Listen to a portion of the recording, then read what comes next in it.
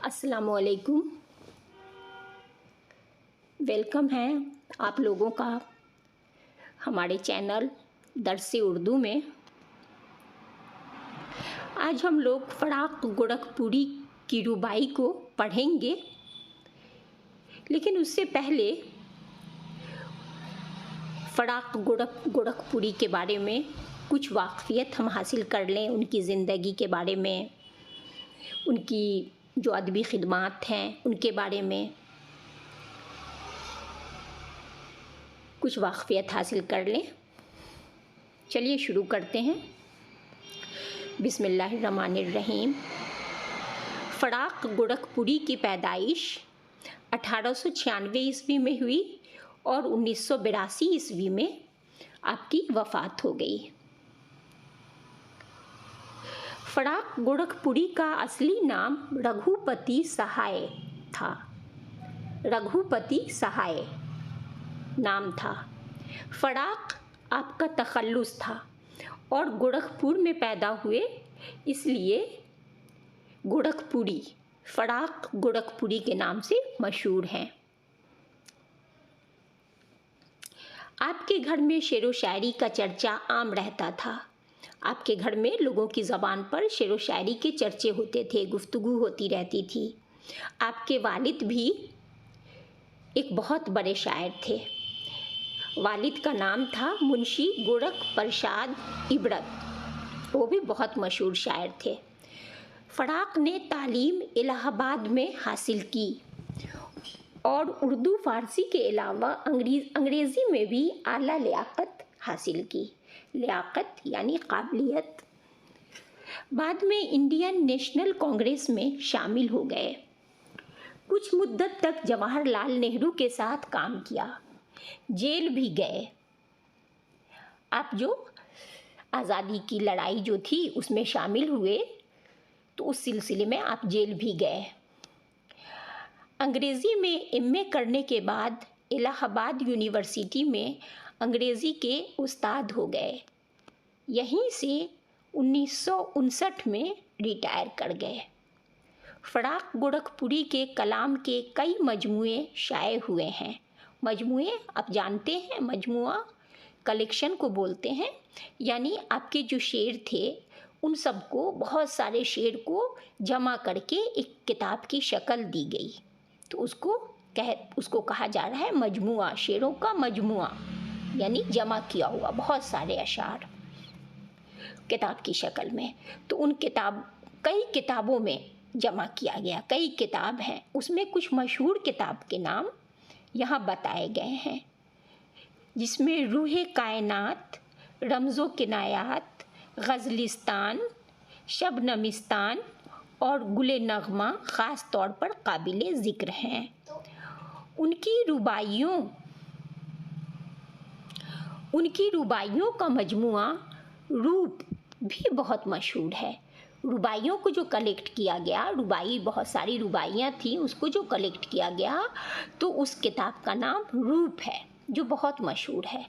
उर्दू में तासुराती तनकीद के अलमबरदारों में फराक का नाम लिया जाता है। उनके तनकीदी मज़ामीन का मजमुआ अंदाज़े, तनकीदी मज़ामीन। तनकीद आप समझते हैं, तनकीद किसे कहते हैं? तनकीद किसी के बारे में मतलब कुछ राय कायम करना, यानी इसमें क्या अच्छाई है और क्या बुराई है, क्या खूबी है क्या खामी है, उसको बताना, उसके बारे में राय देना। तो तनकीद इंसानों पर भी हो सकती है, इंसानों में खूबी और खामी दोनों होती है, तो हम तनकीद इंसानों पर भी किया जाता है, यानी कोई राय पेश करना, अच्छा या बुरा राय पेश करना, वो तनकीद कहलाता है। और किताबों पर भी तनकीद की जाती है, किसी मज़ामीन पर भी तनकीद किए जाते हैं। तो आपकी जो तनकीद की सलाहियत जो थी वो बहुत बेहतरीन थी। बहुत मतलब किसी चीज़ को जब वो देखते थे, पढ़ते थे, तो उस पर जो इजहार ख्याल करते थे, इसमें क्या क्या कमियां हैं या क्या अच्छाइयाँ हैं, क्या खूबी है, वो बहुत ही बेहतरीन अंदाज में करते थे और सही सही करते थे। आपके तनकीदी मज़ामीन को जो किताब की शक्ल में दिया गया है, बनाया गया है, तो उस किताब का नाम है अंदाज़े, जो बहुत मशहूर हुई है। और उनकी किताब उर्दू की इश्किया शायरी भी बहुत अहमियत रखती है। शायरी में फ़राक़ की गज़ल और उनकी रुबाई का अंदाज़ सबसे अलग है, बिल्कुल अलग अंदाज में लिखते हैं आप। उन्होंने रुबाई की सिन्फ़ को हिंदुस्तानी सक़ाफ़त का तर्जुमान बना दिया है। हिंदुस्तानी तहज़ीब, सक़ाफ़त का मतलब है तहज़ीब, कल्चर, हिंदुस्तानी कल्चर के बारे में लिखा आपने। तो ये था फ़राक़ गोरखपुरी के बारे में थोड़ी सी अहम जानकारी। अब हम उनकी रुबाई पढ़ेंगे।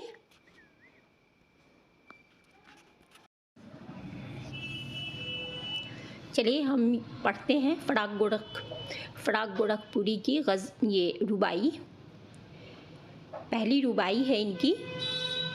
एक हल्क़े ज़ंजीर तो ज़ंजीर नहीं, एक हल्क़े ज़ंजीर तो ज़ंजीर नहीं, एक नुक़्ते तस्वीर तो तस्वीर नहीं, एक नुक़्ते तस्वीर तो तस्वीर नहीं। तक़दीर तो कौमों की हुआ करती है, एक शख्स की किस्मत कोई तक़दीर नहीं। तक़दीर तो कौमों की हुआ करती है, एक शख्स की किस्मत कोई तक़दीर नहीं। शायर इसमें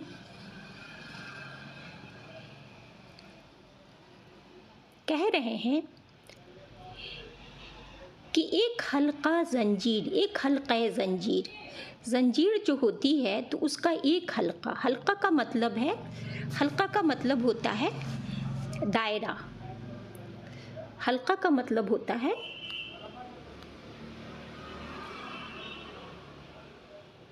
दायरा, कोई एक दायरा। तो ज़ंजीर का एक दायरा जो है वो ज़ंजीर नहीं कहलाएगा जब तक कि उस ज़ंजीर के 5, 6, 10 दायरे ना मिल जाएं। उसमें 5, 6, 10, 15 या इससे भी ज़्यादा 7 मिल जाएंगे तो उसे हम ज़ंजीर कहेंगे। बहुत सारे ज़ंजीर के जब ये हल्का जो है, हल्का का मतलब राउंड, हिसार, वो सब मिल करके एक ज़ंजीर बनाता है। उसी तरह शायर कह रहे हैं कि एक नुक्ता तस्वीर जो बनता है तो एक पॉइंट से तस्वीर शुरू होता है, एक पॉइंट से। लेकिन अगर हम तस्वीर में सिर्फ एक पॉइंट डाल दें और छोड़ दें, एक नुक्ता डाल दें और छोड़ दें, तो उसे हम तस्वीर नहीं कहेंगे, वो तस्वीर नहीं बनेगा जब तक कि हम बहुत सारे नुक्तों को मिला करके उसको हम तस्वीर की शक्ल ना दे दें। उसके बाद शायर कह रहे हैं कि तकदीर तो कौमों की हुआ करती है, एक शख्स की किस्मत कोई तकदीर नहीं। तो इसमें शायर कहते हैं कि हमें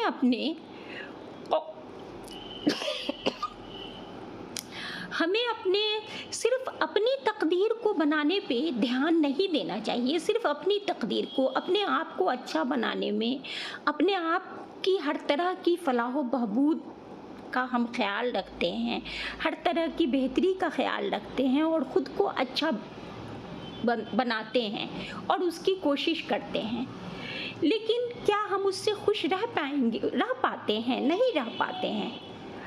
अगर हम एक खुश हैं और 10 को हम परेशान देखेंगे, गमगीन देखेंगे, तो वो हमारी खुशी कहाँ हमें मैसर होगी? हम कहाँ खुश रह पाएंगे? हम खुश नहीं रहेंगे। तो शायर कहते हैं कि खुशी तो हमें तभी मिलेगी जब हम सब, जितने भी लोग हैं हमारे कौम के, खुश रहें, तो हमारी किस्मत बनेगी, तो हम खुश रहेंगे। तो वही शायर कह रहे हैं कि तकदीर तो कौमों की हुआ करती है, तकदीर तो कौमों की हुआ करती है। अगर कौम के सारे लोग खुशबाश रहें तो हम कहेंगे हमारी तकदीर अच्छी है। एक अकेली तकदीर हमारी अच्छी, हम खुश रहेंगे तो अंदर से वो खुशी फीलिंग आएगी नहीं। दूसरों को परेशान देख करके हम परेशान हो जाना फितरी सी बात है। तो उसी को शायर कह रहे हैं कि तकदीर तो कौमों की हुआ करती है। एक शख्स की किस्मत कोई तकदीर नहीं। अगर हम सिर्फ अपनी भलाई के लिए कोशां रहते हैं, अपनी तकदीर को बेहतर बनाते हैं, तो ये कोई मतलब कि अक्लमंदी की बात नहीं है। और न इसमें हमारी खुशी है। हमारी खुशी है हमारे अपनों की खुशी में, हमारे कौम की खुशी में हमारी खुशी पोशीदा है, हमारी खुशी छुपी है। शायर इसमें यही कह रहे हैं। जैसे कि एक हल्का जंजीर जो है, जंजीर नहीं बोला जा सकता। एक जंजीर के एक हल्का को जंजीर नहीं बोला जा सकता। तस्वीर के एक नुक्ते को तस्वीर नहीं कहा जा सकता। उसी तरह एक आदमी की बेहतर तकदीर से वो आदमी खुश नहीं रह सकता, बल्कि पूरे कौम अगर खुश है तो तकदीर उसे कहा जा सकता है। तब इंसान को खुशी मिल सकती है, खुशी मैसर हो सकती है। शायर इसमें यही कह रहे हैं। बहुत बेहतरीन शायर ने इसमें एक तरह से नसीहत भी दी है, हमें नसीहत दी है। शायर ये बताना चाहते हैं कि हम सिर्फ खुद को अच्छा करने के लिए, खुद की तरक्की के लिए जो काम करते रहते हैं, ये हमें नहीं करना चाहिए। ये हमें वो खुशी कभी नहीं देगा। जब तक कि हम सारे खुश नहीं रहें, हमारी कौम खुश नहीं रहे, तब तक हम अपनी तकदीर को अच्छी नहीं कह सकते। अब देखिए इसमें हल्का लफ्ज़ मानी में देखते हैं। हल्का का मतलब है घेरा, दायरा, सर्कल। गौर करने की बात, इस रुबाई में शायर फर्द के बदले, फर्द मतलब एक इंसान, फर्द के बदले कौम की तकदीर बनाने की बात कर रहा है। और कौम की तकदीर उसी वक्त बन सकती है जब सब लोग मिलजुल कर कोशिश करें, मिलजुल कर काम करें, एक दूसरे की भलाई करें, एक दूसरे की परेशानियों को, मुसीबतों को कम करने की कोशिश करें, तो तकदीर बन सकती है हमारे कौम की। अब सवालों के जवाब लिखने हैं। तो इसमें जो है वो एक सवाल है, शायर किस तरह की तकदीर में यकीन रखता है। सवाल है कि शायर किस तरह की तकदीर में यकीन रखता है। इस रुबाई की रोशनी में जवाब दीजिए। इस रुबाई की रोशनी में जवाब देने को शायर कह रहे हैं। तो शायर ये कह रहे हैं कि तकदीर तभी बनती है, तकदीर तभी हम कहेंगे बेहतरीन तकदीर, जब कौम की तकदीर बेहतर होगी। जब सारे कौम के लोग, हमारी कौम के लोग खुशहाल होंगे तो हम खुश रहेंगे, तब हम अब कहेंगे कि हमारी तकदीर अच्छी है। शायर कौम की तकदीर में यकीन रखते हैं और इसकी बात कर रहे हैं।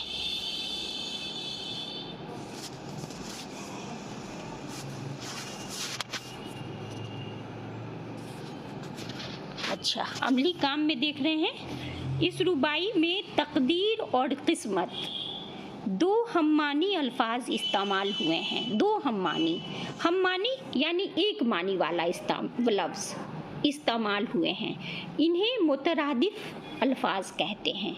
ऐसे लफ्ज़ को जो एक मानी वाले हों उसे मुतरादिफ अल्फाज कहते हैं। इम्तहान में आता है, मुतरादिफ अल्फाज लिखिए। कोई लफ्ज़ आ जाएगा और लिखा रहेगा, 2-3 लफ्ज़ रहेगा और लिखा रहेगा कि इसके मुतरादिफ लिखिए, यानी एक मानी वाले अल्फाज लिखिए। तो इसमें जैसे तकदीर का मुतरादिफ क्या है? तो किस्मत, यानी तकदीर का मतलब भी हमारी तकदीर का मतलब किस्मत, और किस्मत हम तकदीर को बोलते हैं। तो दोनों एक मानी वाले दो लफ्ज़ हैं। तो इसी तरह के कुछ और लफ्ज़ लिखने को शायर कह रहे हैं। जैसे देखिए, जैसे है खुशी, तो खुशी का मुतरादिफ होगा मुसर्रत। हसीन का मुतरादिफ खूबसूरत। शागिर्द, मुतरादिफ तालिबे इल्म, खुश खुश खुश का मुतरादिफ होगा शाद। गम, गम का मुतरादिफ होगा हुज़्न, हुज़्न व मलाल। मुतरादिफ का लफ्ज़ समझ गए जिसका मानी एक हो।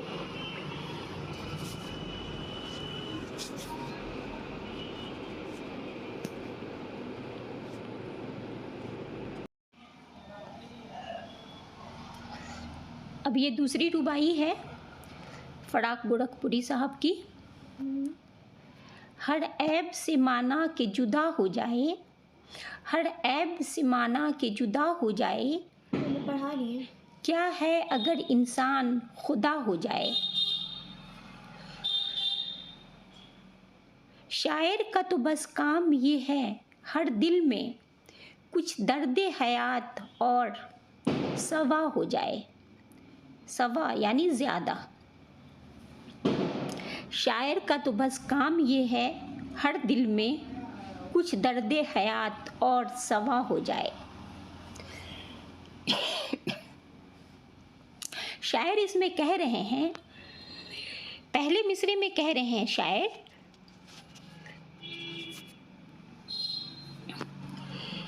कि अगर इंसान जो है वो बहुत बेहतरीन हो जाए, अपने आप को बहुत बेहतरीन बना ले, हर खामी अपने अंदर से दूर कर ले, बहुत अच्छा हो जाए। हर ऐब यानी इंसान के अंदर जो ऐब होते हैं, सुस्ती, काहली, झूठ बोलना या कुछ और भी जो ऐब होते हैं, उन सब से खुद को आदमी दूर कर ले, बचा ले खुद को। उसके बाद कहते हैं क्या है अगर इंसान खुदा हो जाए। इंसान खुदा हो जाए यानी इंसान खुदा हो जाए, ये एक मुहावरे के तौर पर इस्तेमाल किया गया है। इसका मतलब ये है कि इंसान अपने आप को हर तरह की बुराइयों से पाक कर ले, हर तरह की बुराइयों से दूर हो जाए इंसान। शायर कह रहे हैं कि अगर इंसान अपने अंदर के सारे ऐब को ख़त्म कर ले, हर तरह की बुराइयों को ख़त्म कर ले, तो शायर ऐसे आदमियों को वो जो है बहुत अच्छा नहीं मान रहे हैं। शायर का कहना ये है, तीसरी लाइन में वो कह रहे हैं शायर का तो बस काम ये है हर दिल में कुछ दर्द हयात और सवा हो जाए। सवा, यहाँ सेवा लिखा है, कहीं कहीं पे होता है ज़ेर ज़बर की गलतियाँ हो जाती हैं लिखने में। सेवा तो मतलब कि उसके सिवा और कोई दूसरा काम नहीं कर सकता। और सवा का मतलब जो है सवा का मतलब ज़्यादा बोलते हैं, ये तो और सवा शेर है, सवा यानी ज़्यादा। तो कुछ दर्द हयात और सवा हो जाए, सवा का मतलब यहाँ पर होगा ज़्यादा। तो शायर कह रहे हैं कि मेरा तो काम बस ये है कि अगर किसी का ज़िंदगी में किसी को परेशान देखें, दर्द हयात माने ज़िंदगी में अगर हम किसी को परेशान देखें, ज़िंदगी में किसी को दर्द की हालत में, परेशानी की हालत में देखें, तो हमारा दिल भी दर्द नहीं। शायर कह रहे हैं कि हमारा काम तो ये है कि अगर हम किसी को परेशान देखें तो ये दर्द हयात, ज़िंदगी में परेशानी तो गम चलता ही रहता है। तो अगर किसी को भी परेशानी में हम देखें तो हमारा दर्द जो है, हमारी परेशानी जो है, वो उस दर्द को देख करके बढ़ जाए और सवा हो जाए और बढ़ जाए। तो ऐसे इंसान को शायर बेहतर कह रहे हैं।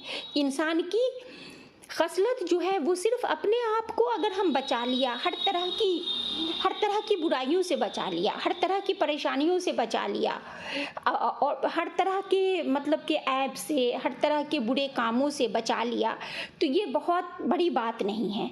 बड़ी बात शायर का कहना ये है कि खुद तो हम बचे ही, हर तरह के ऐब से, हर तरह की बुराई से, हर तरह के गलत काम से खुद को तो बचाएं ही, और साथ ही साथ हम ये अब खुद को बचा करके हम बहुत खुश ना हो जाएं कि हमने बहुत बड़ा काम कर लिया, अब हम बहुत बड़े हो गए, अब हम क्या कर सकते हैं, हम तो एकदम बिल्कुल पाक साफ हैं। इससे काम नहीं चलने वाला है, बल्कि आप दुनिया में नज़र दौड़ाइए, अपने आसपास नज़र दौड़ाइए, और जो परेशान हाल लोग हैं, जो मुसीबत में हैं, या किसी जो है सो किसी बुराई में मुब्तला हैं, तो आप हमदर्दी का जज्बा लेकर के, ये नहीं कि अगर कोई बुराई में मुब्तला है तो उसको जाकर के जलील कर दिया, उसको बुरा भला कह दिया, ये नहीं, बल्कि हमदर्दी का जज्बा लेकर के जाइए, उसको अच्छाई का पैगाम दीजिए, उसको नसीहत के तौर पे उसको बेहतरीन बातें बताइए, हर तरह से समझाइए, ताकि वो भी अच्छे अमल करने पर मजबूर हो जाए, वो भी एक अच्छा इंसान बन जाए। अपने दिल में दूसरों का दर्द रखिए, और दूसरों को भी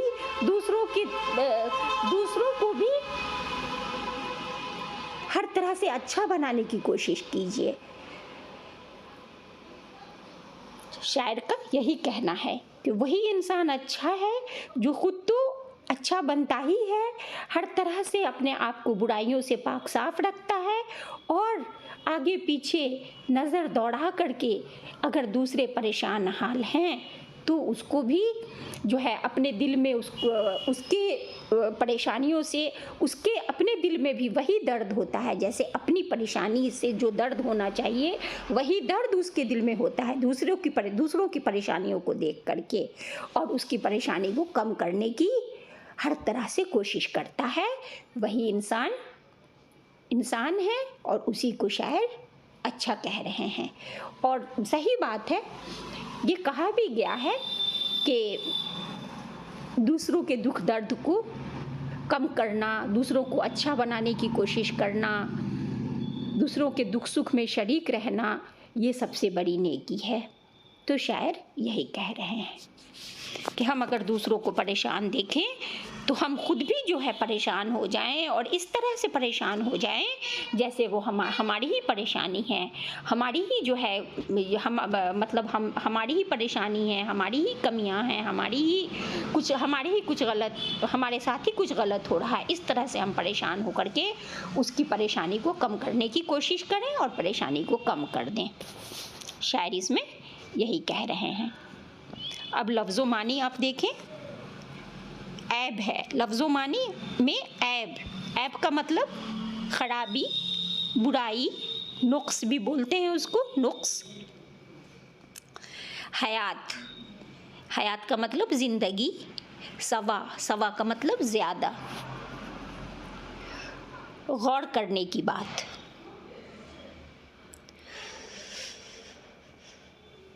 इस रुबाई में शायर ने एक दूसरे के दुख दर्द में शरीक होने की बात कही है। इस रुबाई में शायर ने एक दूसरे के दुख दर्द में शरीक होने की बात कही है। अब सवालों के जवाब लिखने हैं। सवालों के जवाब में हैं, पहला सवाल है, इंसान का खुदा हो जाने से क्या मतलब है? इंसान का खुदा हो जाने से यहाँ पर ये मतलब है कि इंसान हर तरह की बुराई को अपने अंदर से ख़त्म करके बिल्कुल पाक साफ हो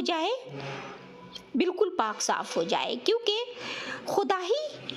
खुदा जो है वो हर तरह के ऐब से पाक है, हर तरह के ऐब से पाक साफ है। खुदा इंसान के अंदर जो है तो इंसान तो खुदाई का दावा भी नहीं कर सकता, ये तो गुनाह अजीम है। इसे तो बस एक जो है क्या मुहावरे के तौर पे इस्तेमाल किया गया है कि इंसान का खुदा हो जाने से क्या मतलब है।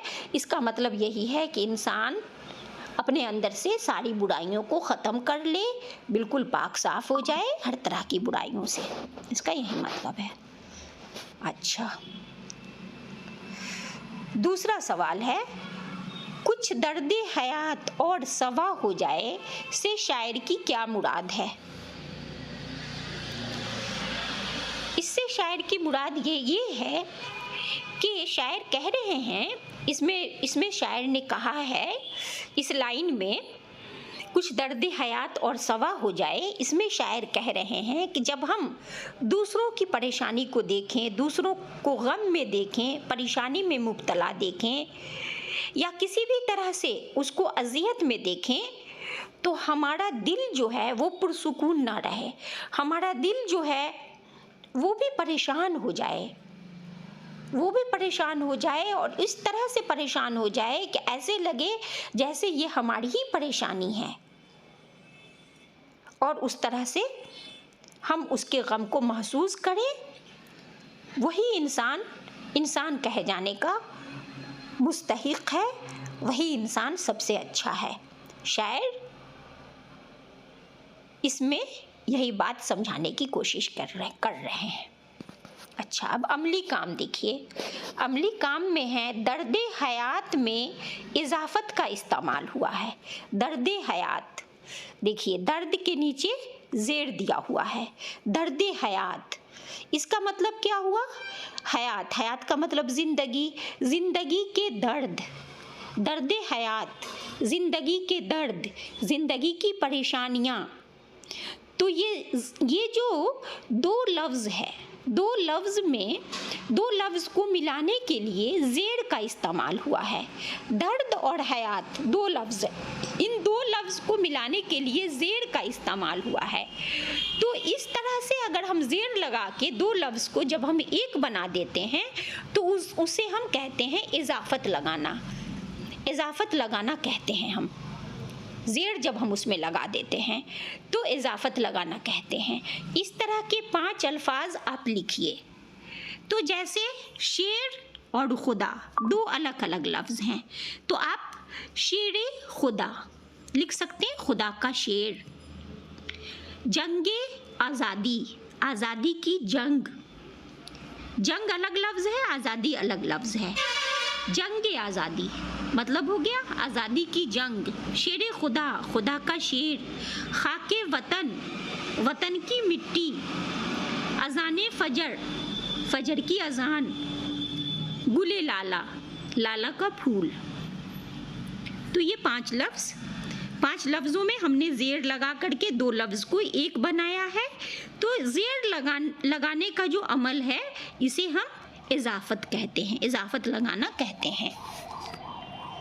ठीक है, ये लेसन हमारा ख़त्म हो गया। अल्लाह हाफिज़।